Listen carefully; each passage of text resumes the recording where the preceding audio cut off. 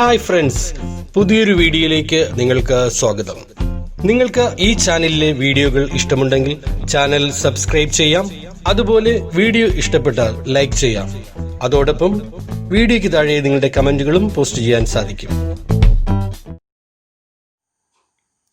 എല്ലാവർക്കും നമസ്കാരം. 2017 ജനുവരി 21 നടന്ന LP സ്കൂൾ എക്സാമിൻ്റെ ക്വസ്റ്റ്യൻ പേപ്പറിൻ്റെ 6ാമത്തെ ഭാഗമാണ് നമ്മളിന്നിവിടെ ചർച്ച ചെയ്യുന്നത്. ഒന്നാമത്തെ ചോദ്യം ഇതാണ്: കീടനാശിനികളിലെ മഞ്ഞ ത്രികോണം ഡാഷ് സൂചിപ്പിക്കുന്നു. അപ്പോൾ ഏതിനെയാണ് കീടനാശിനികളിൽ ഈ മഞ്ഞ ത്രികോണം സൂചിപ്പിക്കുന്നത് എന്നുള്ളതാണ്. ഉത്തരം കൂടിയ വിഷാംശമാണ്. അപ്പോൾ കൂടിയ വിഷാംശത്തെയാണ് മഞ്ഞ കൊണ്ട് ഉദ്ദേശിക്കുന്നത്. അതേസമയം മാരക വിഷാംശത്തെ സൂചിപ്പിക്കുന്നത് ചുവപ്പാണ്. അപ്പോൾ ചുവപ്പാണ് മാരക വിഷാംശത്തെ സൂചിപ്പിക്കുന്നത്. ആദ്യം ചുമന്ന കളർ വരുന്നുണ്ട്, ചുമന്നത് മാരക വിഷാംശം. അത് കഴിഞ്ഞാൽ മഞ്ഞ കളർ കൂടിയ വിഷാംശം, പിന്നെ നേരിയത് ഏതാണ് നീല, പിന്നെ നേരിയ വിഷാംശം വരുന്നത് നീല കളറാണ്. അത് കഴിഞ്ഞാൽ സാധാരണ വിഷാംശം പച്ച കളർ. അപ്പോൾ ഇങ്ങനെയാണ് ഇതിൻ്റെ കളർ കാറ്റഗറി എന്ന് പറയുന്നത്. ആദ്യം വരുന്നത് ചുവപ്പ്, മഞ്ഞ, നീല, പച്ച. ഇതൊക്കെയാണ് കീടനാശിനികളിൽ വരുന്ന ത്രികോണത്തിൻ്റെ ആ കളറിൻ്റെ കാറ്റഗറി എന്ന് പറയുന്നത്. ഇനി അടുത്ത ചോദ്യം: പഴങ്ങൾ പഴുക്കാനായി പുകയിടുമ്പോൾ പുകയിലെ ഏത് ഘടകമാണ് പഴുക്കാൻ അപ്പം പഴങ്ങൾ പഴുക്കുവാൻ വേണ്ടി പുകയിടുമ്പോൾ പുകയിലുള്ള ഏത് ഘടകമാണ് ഇത് പഴുക്കുവാൻ വേണ്ടി സഹായിക്കുന്നതാണ്? ഉത്തരം എഥിലിനാണ്. അപ്പോൾ എഥിലിനാണ് ഇതിൻ്റെ ആൻസർ. എഥിലിൻ, ഓപ്ഷൻ എ എഥിലിനാണ് ഇതിൻ്റെ ആൻസർ എന്ന് പറയുന്നത്. 51ാമത്തതിൻ്റെ ആൻസർ ഓപ്ഷൻ സി ആണ്. അപ്പോൾ എഥിലിൻ ഒരു സസ്യ ഹോർമോണാണ്. എഥിലിൻ എന്ന് പറയുന്നത് എന്താണ്? ഒരു സസ്യ ഹോർമോണാണ്. അതുപോലെ തന്നെ വാതകാവസ്ഥയിൽ കാണുന്നതാണ് എഥിലിൻ. അപ്പോൾ വാതകാവസ്ഥയിലാണ് ഇത് കാണുന്നത് എഥിലിൻ, അല്ലേ? അപ്പോൾ എഥിലിൻ വാതകാവസ്ഥയിലാണ് കാണപ്പെടുന്നത്. റബ്ബറിൻ്റെ പാലുൽപാദനം വർദ്ധിപ്പിക്കുവാൻ സഹായിക്കുന്നത് ഏതാണ്? എഥിഫോണാണ്, അല്ലേ? റബ്ബറിൻ്റെ പാലുൽപാദനം വർദ്ധിപ്പിക്കാൻ സഹായിക്കുന്നത് എഥിഫോണാണ്. ഇനി അടുത്ത ചോദ്യം: ചന്ദ്രന് ഭൂമിയെ ഒരു പ്രാവശ്യം ചുറ്റാൻ ആവശ്യമായിട്ടുള്ള സമയം എത്രയാണ്? 27 ദിവസമാണ്. അപ്പോൾ 27 ദിവസവും 7 മണിക്കൂറും അതുപോലെ എത്രയാണ്? 43 മിനിറ്റുമാണ്. 27 ദിവസം 7 മണിക്കൂർ 43 മിനിറ്റാണ് ചന്ദ്രന് ഭൂമിയെ ഒരു പ്രാവശ്യം ചുറ്റാൻ ആവശ്യമായിട്ടുള്ള സമയം. അടുത്ത ചോദ്യം: ശരീരകോശങ്ങൾക്ക് കേടുണ്ടാകാതെ രോഗാണുക്കളെ നിയന്ത്രിക്കുന്ന ഔഷധങ്ങളാണ് ഏത്? ആൻറ്റിസെപ്റ്റിക്കുകളാണ് ഇതിൻ്റെ ഉത്തരം. ശരീരകോശങ്ങൾക്ക് കേടുണ്ടാകാതെ രോഗാണുക്കളെ നിയന്ത്രിക്കുന്ന ഔഷധങ്ങളാണ് ആൻറ്റിസെപ്റ്റിക്കുകൾ. അല്ലെങ്കിൽ എന്താണ്? ശരീരത്തിന് പുറത്തുള്ള രോഗകാരികളെ നിയന്ത്രിക്കുന്നത് ഏതാണ്? ആൻറ്റിസെപ്റ്റിക്കുകൾ. അതേസമയം ശരീരത്തിനകത്തുള്ള രോഗാണുക്കളെ നിയന്ത്രിക്കുന്നത് ഏതാണ്? ആൻറ്റിബയോട്ടിക്കുകൾ, അല്ലേ? ആൻറ്റിബയോട്ടിക്കുകൾ നമുക്കറിയാം ശരീരത്തിനകത്തുള്ള രോഗാണുക്കളെ നിയന്ത്രിക്കുന്നതാണ്. അതുപോലെ അസിഡിറ്റിക്കെതിരെ ഉപയോഗിക്കുന്നത് ഏതാണ്? അസിഡിറ്റിക്കെതിരെ ഉപയോഗിക്കുന്നത് ആൻറ്റാസിഡുകളാണ് അസിഡിറ്റിക്കെതിരെ ഉപയോഗിക്കുന്നത്. ഇനി അനാൾജസിനുകൾ എന്ന് പറയുന്നത് വേദന സംഹാരികളാണ്. അനാൾജസിനുകൾ ഏതാണ്? വേദന സംഹാരികൾ. ഇനി അടുത്ത ചോദ്യം: താഴെ പറയുന്നവയിൽ കൊതുക് ജന്യമല്ലാത്ത രോഗം ഏതാണ്? ടൈഫോയിഡാണ്. ഉത്തരം ഓപ്ഷൻ സി ആണ്, ടൈഫോയിഡ്. ടൈഫോയിഡ് വെള്ളത്തിലൂടെയും അതുപോലെ ഭക്ഷണത്തിലൂടെയുമാണ് പകരുന്നത്, അല്ലേ?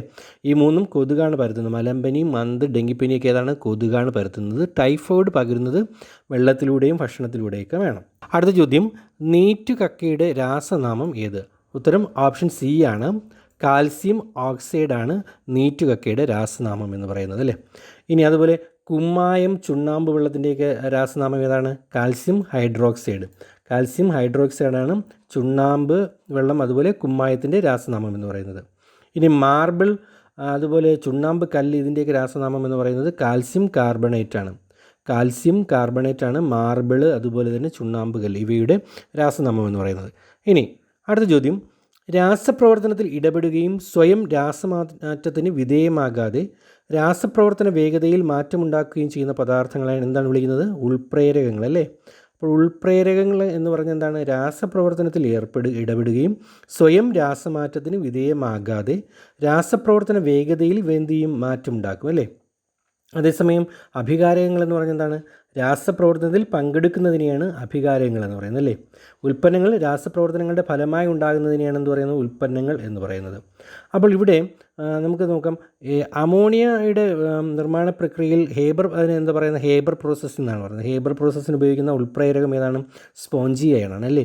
അപ്പോൾ അത് ശ്രദ്ധിക്കുക. അമോണിയയുടെ നിർമ്മാണ പ്രക്രിയ ഹേബർ പ്രോസസ്സിന് ഉപയോഗിക്കുന്ന ഉൾപ്രേരകം സ്പോഞ്ചിയനാണ്. അതുപോലെ നൈട്രിക് ആസിഡിൻ്റെ നിർമ്മാണ പ്രക്രിയയായിട്ടുള്ള ഓസ്വാൾ പ്രോസസ്സിന് ഉപയോഗിക്കുന്നത് പ്ലാറ്റിനം പ്ലാറ്റിനമാണ് ഉൾപ്രേരകം കേട്ടോ. അതുപോലെ വനസ്പതിയുടെ നിർമ്മാണത്തിന് ഉപയോഗിക്കുന്ന ഉൾപ്രേരകം ഏതാണ്? നിക്കൽ.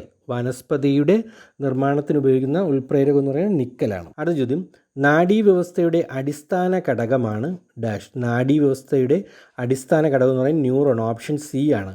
ഓപ്ഷൻ സി ആണ് ഇതിൻ്റെ ഉത്തരം, ന്യൂറോൺ. ന്യൂറോണാണ് നാഡീവ്യവസ്ഥയുടെ അടിസ്ഥാന ഘടകം എന്ന് പറയുന്നത്. അപ്പോൾ ഏറ്റവും കൂടുതൽ ജീവിത ദൈർഘ്യമുള്ള കോശമാണ്. അപ്പോൾ ന്യൂറോൺ അറിയപ്പെടുന്നത് നാഡീ കോശം എന്നാണ് അറിയപ്പെടുന്നത്. ഏറ്റവും കൂടുതൽ ജീവിത ദൈർഘ്യമുള്ള കോശമാണ് ന്യൂറോൺ എന്ന് പറയുന്നത്. അതുപോലെ വിഭജനശേഷിയില്ലാത്ത കോശങ്ങളാണ് ന്യൂറോൺ എന്ന് പറയുന്നത്. വിഭജനശേഷിയില്ലാത്ത കോശങ്ങളാണ് ന്യൂറോൺ. ഇനി അടുത്ത ചോദ്യം, ഗാഢത കൂടിയ ഭാഗത്തു നിന്നും ഗാഢത കുറഞ്ഞ ഭാഗത്തേക്കുള്ള തന്മാത്രകളുടെ വ്യാപനമാണ് എന്താ? ഓപ്ഷൻ എ ആണ്, അന്തർവ്യാപനം. അന്തർവ്യാപനമാണ് ഇതിൻ്റെ ഉത്തരം. ഗാഢത കൂടിയ ഭാഗത്തു നിന്നും ഗാഢത കുറഞ്ഞ ഭാഗത്തേക്കുള്ള തന്മാത്രകളുടെ വ്യാപനമാണ് അന്തർവ്യാപനം. 60ാമത്തെ ചോദ്യം, മത്സ്യം അഴുകാതിരിക്കുവാൻ വ്യാപകമായി ഐസിൽ ചേർക്കുന്ന വിഷവസ്തു ഏതാണ്? ഫോർമാൽഡിഹൈഡാണ്. ഫോർമാൽഡിഹൈഡ്. ഓപ്ഷൻ ഡി ആണ് അല്ലേ. അപ്പോൾ പരീക്ഷണശാലകളിലൊക്കെ അതുപോലെ തന്നെ മൃതശരീരങ്ങളിലൊക്കെ ഉപയോഗിക്കുന്നത് എന്താണ്? ഫോർമാൽഡിഹൈഡാണ്. പരീക്ഷണശാലകളിൽ അതുപോലെ ജൈവ സാമ്പിളുകൾ മൃതശരീരങ്ങളെ കഴുകാതെ സൂക്ഷിക്കുവാൻ വേണ്ടിയൊക്കെ ഉപയോഗിക്കുന്നത് ഏതാണ്? ഫോർമാൽഡിഹൈഡാണ്. 2017 ജനുവരി 21 നടന്ന LP സ്കൂൾ ക്വസ്റ്റ്യൻ്റെ ആദ്യത്തെ 60 ചോദ്യങ്ങൾ ഇവിടെ പൂർണ്ണമായിരിക്കുകയാണ്. 6 ഭാഗങ്ങളായിട്ടാണ് നമ്മളിത് തയ്യാറാക്കിയിരിക്കുന്നത്.